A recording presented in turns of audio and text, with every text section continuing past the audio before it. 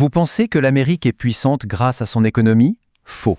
Elle est puissante parce qu'elle possède une machine à imprimer qui ne s'arrête jamais. Et le truc incroyable, c'est que cette machine ne fonctionne que grâce à un accord secret signé il y a 50 ans. Bonjour à tous et bienvenue dans ce nouveau décryptage. Aujourd'hui, on va parler d'un sujet absolument fascinant, le véritable moteur bien caché de notre économie mondiale.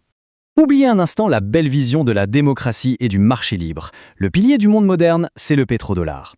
C'est un pacte faustien qui oblige le monde entier à financer le mode de vie américain juste pour avoir le droit d'acheter de l'énergie. Regardez l'Allemagne ou la Chine par exemple. S'ils veulent acheter du pétrole à Riyad pour faire tourner leurs usines, ils ne peuvent tout simplement pas utiliser leur propre monnaie. Ils sont obligés d'acheter des dollars. C'est ça le pétrodollar, une demande artificielle, mondiale et constante pour le billet vert. Mais alors, comment on en est arrivé là?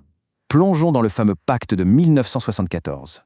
Tout a basculé en 1974. Sous l'impulsion du secrétaire d'État américain de l'époque, Henry Kissinger, les États-Unis ont orchestré une manœuvre diplomatique ultra confidentielle qui a littéralement redessiné l'ordre mondial.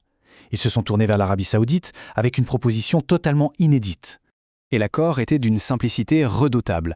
D'un côté, une protection militaire absolue de la dynastie Saoud et un accès illimité à l'armement américain de pointe. C'est le bouclier.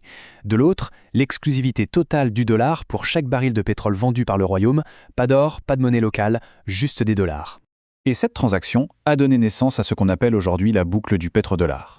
Il faut bien comprendre que cet accord a créé une architecture financière incontournable, un cercle absolument parfait. Étape 1. Les États-Unis fournissent la sécurité. Étape 2. Le pétrole est vendu en dollars. Étape 3. Ça crée une demande mondiale gigantesque, car tout le monde a besoin de se chauffer ou de faire rouler ses voitures. Mais l'étape 4, c'est le coup de génie. Que fait l'Arabie Saoudite avec cette montagne de dollars? En échange, elle réinvestit ses énormes surplus de cash dans les bons du trésor américain. En gros, vous financez leurs porte-avions, qui protègent les pipelines, qui vous obligent ensuite à acheter leurs dollars. C'est une machine redoutable. Et cette machine offre aux États-Unis un privilège géopolitique sans précédent, l'arme de la dette.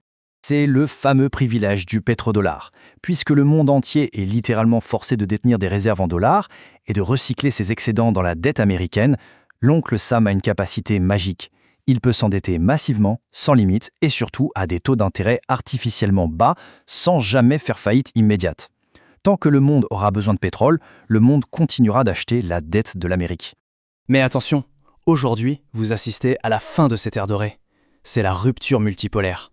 Le système commence à se fracturer sous la pression géopolitique, et le défi vient directement des BRICS. Ce bloc émergent de grande puissance remet en question le monopole américain. Il cherche activement des moyens de contourner le dollar, de s'affranchir de cette taxe implicite, et signale un basculement clair et net vers un monde multipolaire. Et ce n'est plus du tout de la théorie. Quand la Chine et l'Arabie Saoudite signent des accords d'achat de pétrole en yuan, ce n'est pas un simple changement de devise de routine, c'est la naissance du pétro-yuan. L'exclusivité de Kissinger de 1974 est en train de se briser. Et là, c'est l'oncle Sam qui perd son arme de distraction massive, sa capacité à s'endetter sur le dos du reste du monde. Ce qui nous amène inévitablement vers un véritable choc macroéconomique. Si le pétrodollar meurt, c'est un véritable effet domino qui s'abat sur l'économie américaine. Sans cette obligation d'acheter du pétrole en dollars, la demande mondiale pour le billet vert va s'évaporer, entraînant une dévaluation sévère de la monnaie. Pour attirer les investisseurs, les États-Unis devront imposer une hausse massive des taux d'intérêt, ce qui provoquera une inflation importée galopante. Mais le plus gros impact, ce sera la perte incalculable de puissance diplomatique et militaire. Sans cette machine à cash, l'Amérique n'aura tout simplement plus les moyens de financer ses ambitions. Finalement, la survie du dollar comme monnaie de réserve n'est pas qu'une question économique, c'est avant tout une question de puissance brute. Le jour où l'Arabie Saoudite change définitivement les règles, vous ne verrez pas seulement une crise financière, vous verrez l'effondrement d'un empire qui n'avait plus les moyens de ses ambitions. Face à tout ça, la véritable question n'est donc pas de savoir si le pétrodollar va mourir, mais plutôt combien de temps l'Amérique peut-elle survivre à sa propre monnaie. Merci d'avoir suivi ce décryptage avec nous et à très vite pour une nouvelle analyse.